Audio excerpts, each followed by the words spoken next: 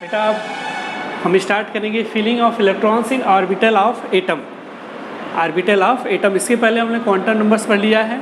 अब बेटा quantum numbers हमने पढ़ लिया तो क्वांटम नंबर के बेस पे हम ये बता सकते हैं कि किसी एटम में इलेक्ट्रॉन कहाँ पे है, किस सेल में है, किस सब सेल में है, किस ऑर्बिटल में है। ओके, और उसकी स्पिन क्या है, क्लॉकवाइज है कि एंटी क्लॉकवाइज है। ओके, ये तो आप जान ही चुके हो। अब हम आगे पढ़ते हैं feeling of electrons in orbitals of atom. Atom में जो ऑर्बिटल्स होते हैं उसमें इलेक्ट्रॉन्स की फीलिंग कैसी होती है, कैसे इलेक्ट्रॉन उसमें इंटर करता है, किसमें, एटम में ऑर्बिटल्स होते हैं, उस ऑर्बिटल में इलेक्ट्रॉन कैसे फील होता है, या you can say in other words how electrons fill in subshell orbital in an atom. एक एटम के सबसेलर ऑर्बिटल में कैसे इलेक्ट्रॉन फील होता है। ओके, तो स्टूडेंट्स इलेक्ट्रॉन्स जो है ऑर्बिटल में, किसी एटम के ऑर्बिटल में फील जो होता है वो टू इम्पॉर्टेंट रूल के अकॉर्डिंग फील होता है, टू इम्पॉर्टेंट प्रिंसिपल के अकॉर्डिंग फील होता है। पहला प्रिंसिपल है उसमें अबाउ प्रिंसिपल और सेकंड प्रिंसिपल है उसमें हुन्स रूल ऑफ मल्टीप्लिसिटी। तो दो रूल यहाँ पे फॉलो करता है जिससे इलेक्ट्रॉन्स ऑर्बिटल में इंटर करता है, फील होता है। ओके, हमारी बात समझ रहे हैं आपने? हाँ, तो दो रूल कौन सा वो है जिसके अकॉर्डिंग इलेक्ट्रॉन्स की फीलिंग होती है ऑर्बिटल्स में, वो है पहला ऑफ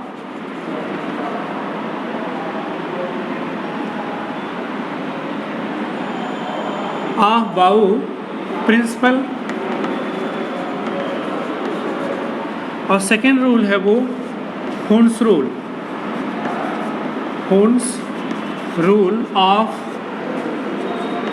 मैक्सिमम मल्टीप्लिसिटी। तो दो रूल जो है इलेक्ट्रॉन्स को फिल करते हैं। ओके, पहला है अबाउ प्रिंसिपल और सेकेंड है Hund's rule of maximum multiplicity. किसमें इलेक्ट्रॉन्स ऑर्बिटल में जो फील होते हैं उसको दो रूल या दो प्रिंसिपल के अकॉर्डिंग हम बता सकते हैं कैसे फील होता है। तो पहला हम पढ़ेंगे अबाउ प्रिंसिपल। ओके, उसके बाद हम पढ़ेंगे Hund's rule of maximum multiplicity. Okay बेटा, तो चलिए स्टार्ट करते हैं। अबाउ रूल्स, अबाउ रूल क्या बताता है कि इलेक्ट्रॉन्स कैसे ऑर्बिटल में फील होता है, किस ऑर्बिटल में पहले फील होगा, किस में बाद में फील होगा, क्योंकि हमें तो पता नहीं। तो हमें अबाउ प्रिंसिपल और Hund's rule of maximum multiplicity बताता है कि कैसे इलेक्ट्रॉन फील होता है। तो चलिए अबाउ रूल हम पढ़ते हैं, अबाउ प्रिंसिपल पढ़ते हैं। अबाउ प्रिंसिपल क्या है बेटा? अबाउ प्रिंसिपल जो है एक्चुअली कोई साइंटिस्ट का नेम यहाँ पे नहीं है अबाउ। ये अबाउ एक जर्मन वर्ड है। उस जर्मन वर्ड की मीनिंग होती है बिल्डिंग अप। क्या मीनिंग होती है तो आप यहाँ नोट डाउन कर सकते हैं। It is a German word. Aufbau एक क्या है? जर्मन वर्ड है जिसकी मीनिंग क्या होती है? Which means building up. जिसकी मीनिंग क्या होती है बेटा? Building up. ओके, तो अबाउ ये क्या है? जर्मन वर्ड है जिसकी मीनिंग होती है बिल्डिंग अप। क्या बिल्डिंग अप करना? Building up of orbitals, building up of orbitals in an atom, building up of orbitals in an atom. एक एटम में जो है ऑर्बिटल्स में ऑर्बिटल्स को बिल्ड करना। बट यहाँ building up of orbitals means क्या है? Building up of orbitals means feeling of electrons in orbital. That is feeling of electrons, feeling of electrons in orbitals. Okay, तो अब तो समझ गए होंगे अबाउ प्रिंसिपल में अबाउ वर्ड जो है किसी साइंटिस्ट का नहीं है। अबाउ एक जर्मन वर्ड है जिसकी मीनिंग होती है बिल्डिंग अप करना, ऑर्बिटल्स को बिल्डिंग अप करना, orbitals banana. That is orbital नहीं बनाना। ऑर्बिटल बनाने का मीन्स हो गया कि feeling of electrons in orbital. Okay, तो अबाउ की मीनिंग क्या होगी? Feeling of electrons in orbital, orbital में इलेक्ट्रॉन्स की फीलिंग का प्रिंसिपल। ओके, समझ में आ गई बेटा? तो अबाउ प्रिंसिपल मतलब ऑर्बिटल्स में इलेक्ट्रॉन्स की फीलिंग का प्रिंसिपल। ओके, अब ये अबाउ प्रिंसिपल कहता क्या है इसको आप नोट डाउन कर लेंगे। अबाउ प्रिंसिपल ये कहता है बेटा कि electrons firstly occupy lowest energy orbital in an atom. Electron सबसे पहले lowest energy orbital of atom में फिल होता है। देन उसके बाद जब सारे लोवेस्ट एनर्जी ऑर्बिटल फिल हो जाएंगे देन ये हायर एनर्जी ऑर्बिटल में फिल होगा। हमारी बात समझ में आ रही है? अकॉर्डिंग टू अब राइट डाउन कर सकते हैं according two of Bow principle, according to Bow principle, the electrons occupy lowest energy orbitals. The electrons occupy lowest energy orbitals in an atom, then after completely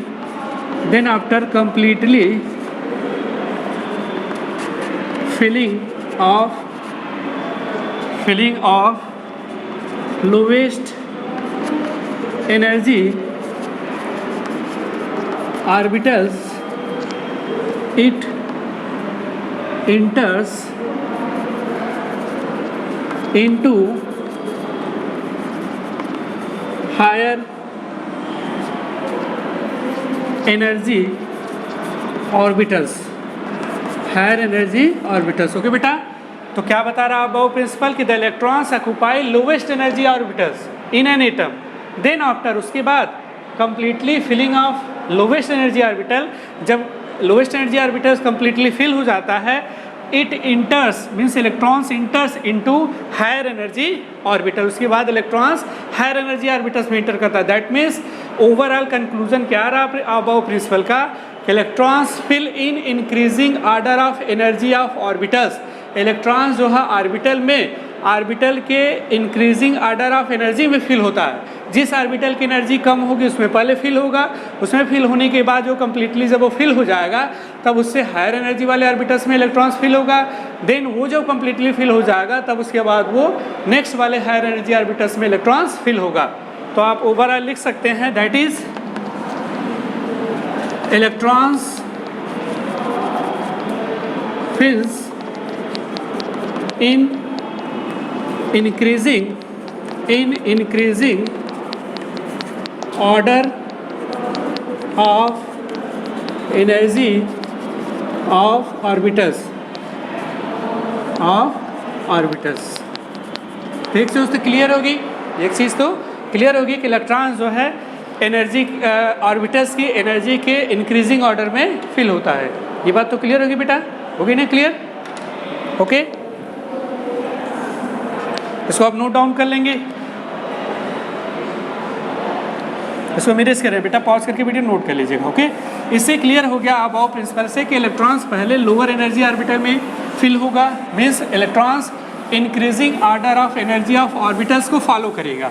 increasing order of orbitals में electrons जो है fill होता चला जाएगा। Okay, but बेटा हमें ये कैसे पता चलेगा किस ऑर्बिटल की एनर्जी या किस सब सेल की एनर्जी कम है, किसकी ज़्यादा है? तो अबाउ प्रिंसिपल तो ये बता दिया कि जो है इलेक्ट्रॉन्स पहले लोवेस्ट एनर्जी ऑर्बिटल में फिल होगा, देन उसके बाद उससे हायर एनर्जी ऑर्बिटल में फिल होगा, that is increasing order of energy of orbitals में इलेक्ट्रॉन्स फिल करेगा। बट हमें कैसे पता चलेगा कि किसकी एनर्जी कम है, किसकी ज़्यादा है? देन इसके बाद तब आया N+L रूल। कौन सा रूल आया बेटा? N+L rule.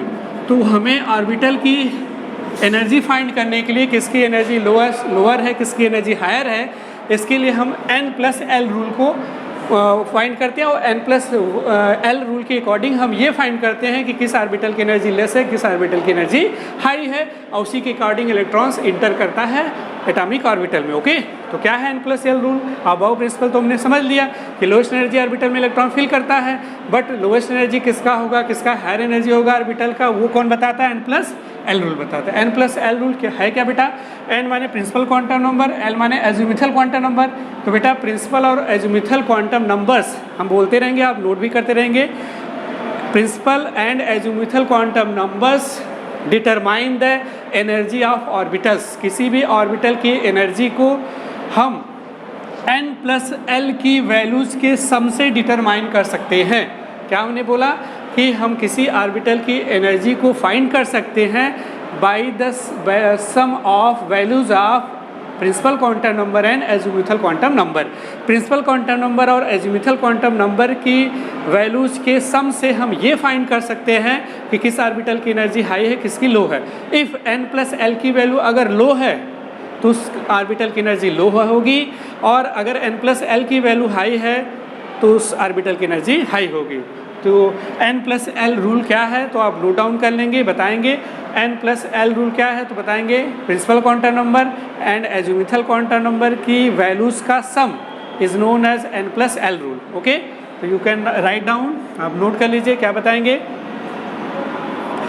The sum of values of n and l determine the energy of orbitals,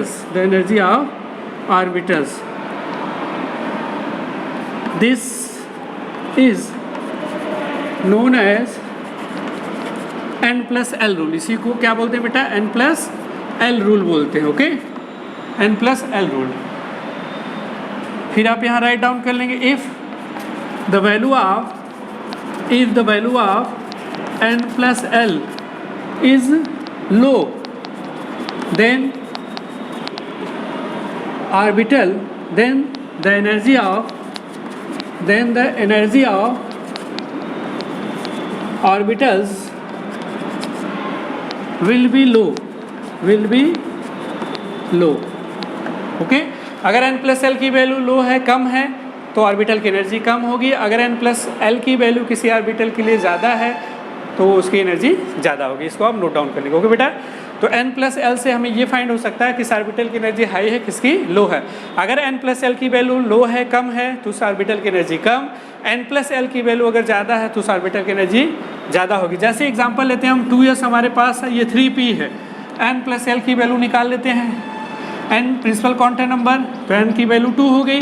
l की वैल्यू s के लिए 0 होती है बेटा, तो 2 प्लस 0, तो n प्लस एल की वैल्यू क्या होगी, 2 होगी इसके लिए। ओके, अब इसके लिए निकाल लेते हैं। n की वैल्यू 3, p के लिए l की वैल्यू कितनी होती है, 1, s के लिए 0, p के लिए 1, d के लिए 1, 2 होती है, तो यहाँ पे हो गया इसका 3, 1, 4। तो n प्लस एल की वैल्यू किसके लिए ज़्यादा है, 3p के लिए ज़्यादा है। 2s के लिए कितना है, 2 है, किसकी एनर्जी ज़्यादा होगी, 3p की एनर्जी ज़्यादा होगी, 2s की एनर्जी क्या होगी, लेस होगी 3p के रिस्पेक्ट में। ओके, बात हमारी समझ में आ गई। हाँ, तो ऐसे ही फाइंड कर लेंगे। चलिए, हाँ एक चीज़ और बेटा, अगर n प्लस एल की वैल्यू सेम आ जाती है किसी ऑर्बिटल के लिए, 2 और मोर ऑर्बिटल के लिए, अगर n प्लस एल की वैल्यू सेम हो जाती है देन उस ऑर्बिटल की एनर्जी लो होगी जिसकी n की वैल्यू लो होगी, कम होगी, छोटा होगा। अगर n प्लस एल की वैल्यू 2 और मोर ऑर्बिटल के लिए सेम हो जाती है तो वो ऑर्बिटल की एनर्जी लो होगी जिसके लिए उसका n की वैल्यू लेस होगी, कम होगी। जिसके लिए हायर होगी उसकी ज़्यादा होगी, जिसकी कम होगी उसकी कम होगी। ओके, चलिए एग्जांपल लेते हैं, आपको ये चीज़ क्लियर हो जाएगा। यहाँ बेटा हम लोग फाइंड करेंगे n प्लस एल की वैल्यू कुछ ऑर्बिटल के लिए। ओके, और उस ऑर्बिटल को हम इंक्रीजिंग ऑर्डर में प्लेस करेंगे। चलिए, ये देखिए, यहाँ हमने ऑर्बिटल ले लिया, ये यहाँ पर राइट डाउन कर दीजिएगा कि ये ऑर्बिटल्स हैं। ठीक, यहाँ पे लिख दीजिएगा n प्लस एल की value. Okay, 1s orbital, 2s orbital, 2p orbital, 3s orbital, 3p orbital, 3d orbital, 4s orbital, 4p orbital, 4d orbital, 4f orbital और 5s ऑर्बिटल, इसका हम निकाल रहे हैं। ओके, तो यहाँ पे वैल्यू आप रखेंगे 1s का। ये देखिए बेटा, n प्लस एल की वैल्यू फाइंड करनी है, तो n की वैल्यू 1 होगी, s की वैल्यू 0 हो गई, तो वैल्यू कितनी आ गई इसकी, 1 आ गई। इसी तरह से 2s के लिए फाइंड करेंगे, इसकी वैल्यू 2 प्लस 0, इसकी वैल्यू कितनी हो जाएगी, 2 हो जाएगी। उसी तरह से 2p की फाइंड करेंगे, 2 प्लस 1, इसकी वैल्यू कितनी हो जाएगी, 3 हो जाएगी। 3s की फाइंड करेंगे, 3 प्लस 0, इसकी वैल्यू 3 हो जाएगी। ओके, यहाँ पे 3 प्लस 1, p के लिए l की वैल्यू 1 होती है, तो यहाँ पर हो जाएगा 4। और 3d के लिए फाइंड करेंगे तो 3 प्लस 2, s के लिए हो जाएगा 5। और 4s के लिए वैल्यू जब फाइंड करेंगे तो 4 प्लस 0 इज इक्वल टू 4 हो जाएगा। और 4p के लिए वैल्यू जब फाइंड करेंगे 4 + 1 इज इक्वल टू 5 हो जाएगा। ओके, तो ये जो वैल्यू आई है 1 2 3 3 4 4 5 4, इससे हम फाइंड कर सकते हैं किसकी एनर्जी जो है हाई है, किसकी एनर्जी कम है। n+l की वैल्यू जिसके लिए कम होगी उसकी एनर्जी कम होगी। तो सबसे कम देखिए 1 आई है 1s के लिए energy, it means 1s orbital जो है उसकी एनर्जी क्या है, सबसे लेस है। तो इलेक्ट्रॉन पहले किस में फिल करेगा, 1s में।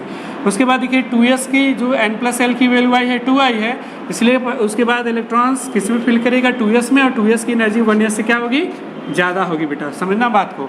2p में n की वैल्यू 3 है, सॉरी n+l की वैल्यू 3 है और 3s में भी 3 है, ध्यान देना 2p में 3 है और 3s में भी 3 है। बट n की वैल्यू अगर जिसमें कम होगी, हमने बताया था जब n+l की वैल्यू सेम हो जाए तब n की वैल्यू प्रिंसिपल क्वांटम नंबर की वैल्यू हम चेक करेंगे। अगर प्रिंसिपल क्वांटम नंबर की वैल्यू जिसकी कम होगी उसकी एनर्जी कम होगी, जिसकी ज़्यादा होगी उसकी एनर्जी ज़्यादा होगी। तो यहाँ पे देखिए 2p का भी है, 3s का भी है, लेकिन n की वैल्यू 2p के लिए कम है और 3s के लिए ज़्यादा है। तो किसकी एनर्जी कम होगी, 2p की कम होगी, 3s की ज़्यादा होगी। हमारी बात समझ में आ रही है। तो यहाँ पे आप लिखेंगे 2p की एनर्जी ज़्यादा, उसके बाद यहाँ लिखेंगे 3s की एनर्जी ज़्यादा। ओके, इसी तरह से देखिए 3p में 4 आया है और किस में 4 आया है, 4s में भी 4 आया है, दोनों का सेम है, 4s का भी 4 और 3p का भी 4 आया है, यहाँ ध्यान दीजिएगा। तो बट n की वैल्यू किसके लिए कम है, इसके लिए कम है, n की वैल्यू इसमें 3 है, n की वैल्यू इसमें 4 है, तो 3p की एनर्जी कम, 4s की ज़्यादा। तो यहाँ पे फिर से अब राइट डाउन करेंगे 3p, उसके बाद आ जाएगा 4s, समझ में आ रही है। और 3d की देखिए 5 है, 3d के बाद जो है आपका ये 4p की भी वैल्यू 5 है, तो किसकी वैल्यू 3d, n की वैल्यू 3 कम है तो 3d इसके बाद हो जाएगा, समझ रहे बेटा। उसके बाद 4p हो जाएगा। फिर इसके बाद इसमें कैलकुलेट करेंगे तो 5s आ जाएगा। ओके, फिर उसके बाद 4d आ जाएगा, फिर उसके बाद 4f आ जाएगा। ओके, तो इस तरह से हम ऑर्बिटल की एनर्जी का ऑर्डर फाइंड कर सकते हैं बाय n+l रूल। ये याद रखेंगे आप, n+l की वैल्यू अगर सेम आ जाती है तो प्रिंसिपल क्वांटम नंबर n की वैल्यू जिसके लिए कम होगी वो एनर्जी उसकी ऑर्बिटल की कम होगी, और n की वैल्यू जिसकी ज़्यादा होगी उसकी एनर्जी की ऑर्बिटल ज़्यादा होगी। ओके बेटा, अब इससे आप ऑर्बिटल का इंक्रीजिंग एनर्जी का इंक्रीजिंग ऑर्डर आप फाइंड कर सकते हो और इलेक्ट्रॉन्स को फिल कर सकते हो।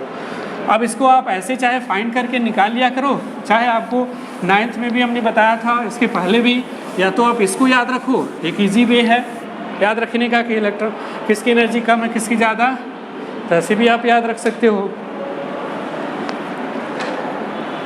ऐसे याद कर सकते हो। ये आपको पता भी होगा, 1s हो गया, 2s हो गया, 2p हो गया, 3s हो गया, 3p हो गया, 3d हो गया, फिर 4s, 4p, 4d, 4f, उसके बाद 5s, 5p,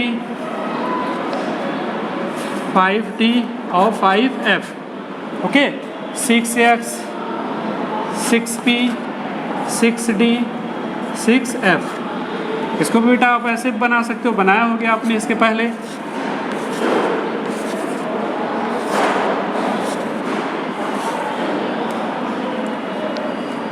थोड़ा सा मिल गया है, इसको अलग कर लेंगे आप।